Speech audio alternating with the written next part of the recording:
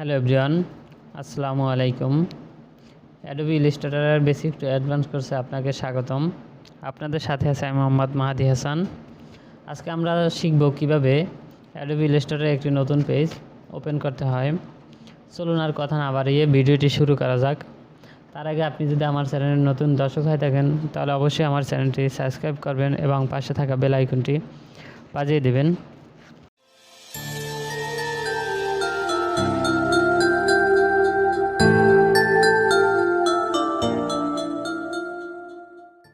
বন্ধুরা দেখুন, Adobe Illustrator সফটওয়্যারটি আমি ওপেন করে রাখছি।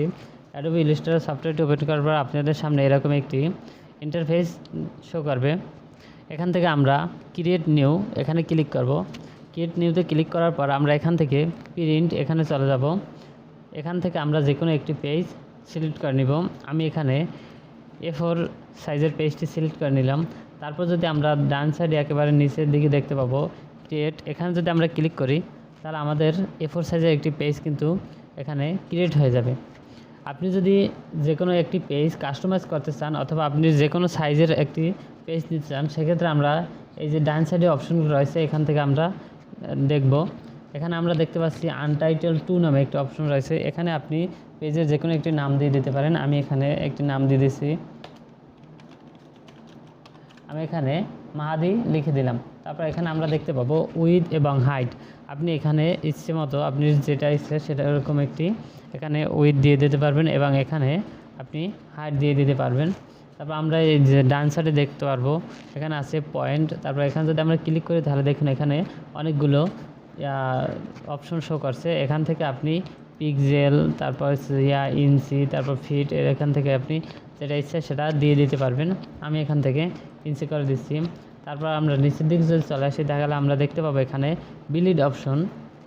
বিলিড অপশন আমাদের ডিজাইনের ক্ষেত্রে একটি গুরুত্বপূর্ণ অপশন, যেটা আমি আপনাদেরকে পরবর্তী ক্লাসে দেখিয়ে দেব। তারপর যদি আমরা নিচের দিকে চলে যাই তাহলে আমরা দেখতে পাবো কালার মোড। বন্ধুরা এখানে দেখুন কালার মোড দুইটি অপশন রয়েছে, একটা CMYK এবং একটা RGB কালার। কখন আমরা CMYK নেব এবং কখন RGB কালার নেব? যখন আমরা ডিজাইনটি কোনো ওয়েবে পাবলিশ করব, যেমন ফেসবুক, ইনস্টাগ্রাম, এরকম অনেক যে ওয়েবগুলো রয়েছে সেখানে যখন আমরা পাবলিশ করব সেখানে আমরা ওই ক্ষেত্রে RGB দিয়ে দেব। আবার যখন আমরা যে ডিজাইনটি প্রিন্ট করব তখন আমরা এখানে CMYK দিয়ে দেব। দেখুন এখানে আমি যদি RGB দেওয়ার পর কিন্তু আমার এখানে একটি আইকন শো করছে, কিন্তু কেন এটা শো করছে? দেখুন আমরা এখানে প্রিন্ট সিলেক্ট করে রাখছি, সেক্ষেত্রে এখানে কিন্তু RGB দেওয়ার পর এখানে একটি আইকন শো করছে। আমি যদি এখানে CMYK দিয়ে দিই, দেখুন এখন কিন্তু সেই আইকনটি এখানে আর শো করছে না।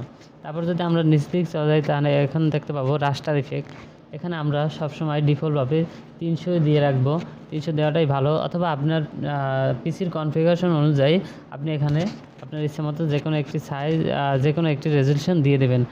আপনি এখানে ইচ্ছে করলে 72 দিয়েও ডিজাইন করতে পারেন, কোনো সমস্যা নয়।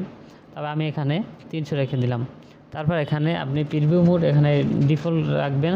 তারপর এখান থেকে আপনি ক্রিয়েট এখানে ক্লিক করবেন। ক্রিয়েট ক্লিক করার পর দেখতে পাবেন এরকম আমাদের সামনে একটি নতুন পেজ ওপেন হয়ে যাবে।